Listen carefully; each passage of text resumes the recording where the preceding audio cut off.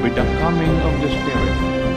Heavenly Father, in John 13:34, We do not want our dream to be blown away by that nightmare. This commandment of God. Farmer must go out and sow, and his field.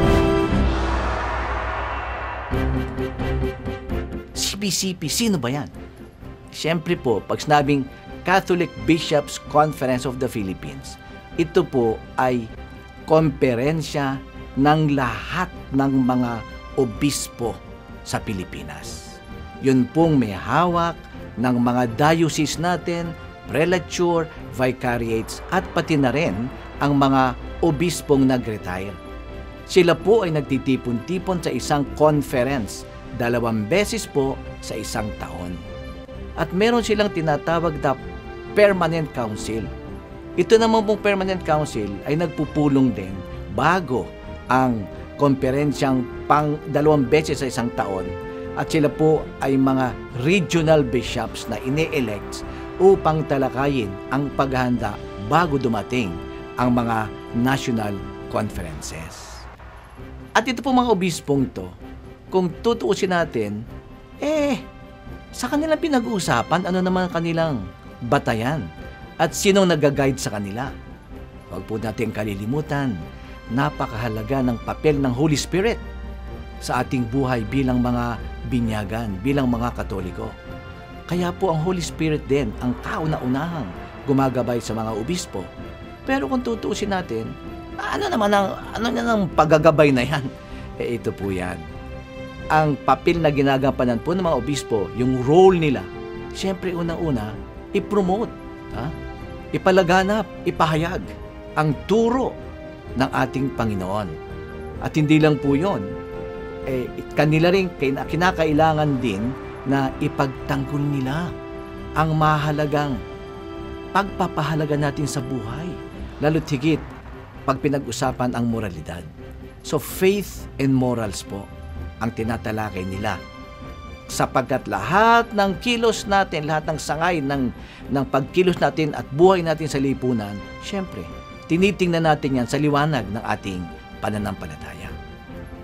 Maring tanungin nyo naman sa akin, Father, ano naman yung batayan ng kanilang lakas na gabay ng Espiritu? Marami po sa atin maaring nalimutan na. Uunahin ko po, isa-isa yan. Ang una kong tanong sa inyo, saan ba nagsimula ang Bible, lalo na yung New Testament? Na dito po inirecord ang mga sinabi, tinuro, mga pagiging saksi ng ating Panginoon habang siya'y nabubuhay dito sa daigdig na kasama ang mga tao. Siyempre po, yan ay nanggaling sa kanyang mga preaching, sa kanyang mga pagtuturo. Hindi yan kinatahalang. At yan pong mga nakasama niya at naging saksi sa kanyang buhay, sila po ang nagsulat. At ang tinanggap ng simbahang Katoliko ay yung tinatawag nating 4 evangelists. Ganon din ang mga sumulat na mga liham na pinangungunahan at pinakamarami, si San Pablo. Yan po. So, yan po tinatawag nating Biblia o Bible.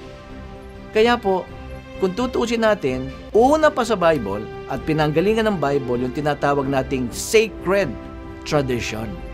Ito po ang mga turo, kilos at pamamatnubay ng ating Panginoon sa kanyang pagpapalaganap ng kaligtasan natin sa kasalanan. Ulitin po natin sacred tradition. Ang pangalawa, siyempre, nasabi ko na, yung Biblia, yung nalathala, yung naisulat. Kaya nga hindi ba sinasabi ng isang ebanghelista, hindi lahat ng nagawa at tinuro ng Panginoong Hesukristo ay nakasulat sa mga ebanghelyo. Siyempre, sa dami nun, hindi kakasya. Kahit siguro ilang libro, hindi kakasya. Kaya nga po mahalaga yung sacred tradition.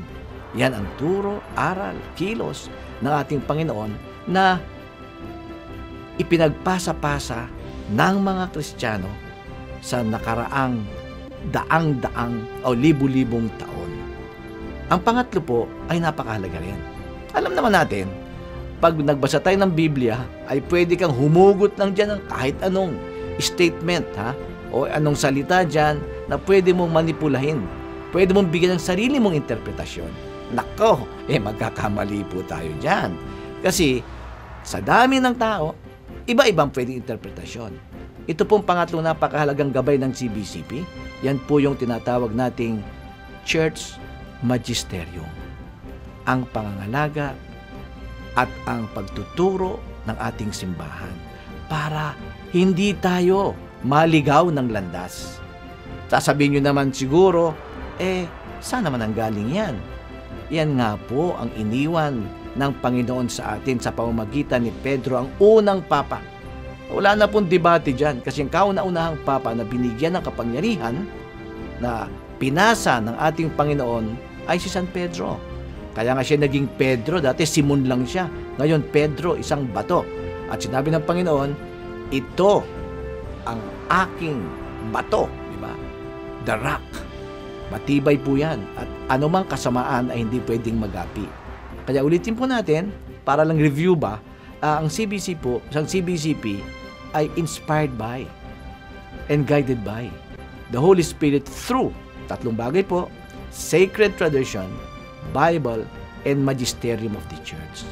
Napakahalaga po sa ating mga mananampalataya, mga nagpabinyag. Ang paggabay po ng ating mga obispo. Lalo tigit pag sila'y nagkakatipon-tipon at sumusulat sila ng isang pastoral letter. Ito po ang pinakamataas at pinakamalakas na statement na ginagawa ng obispo upang gabayan tayong lahat.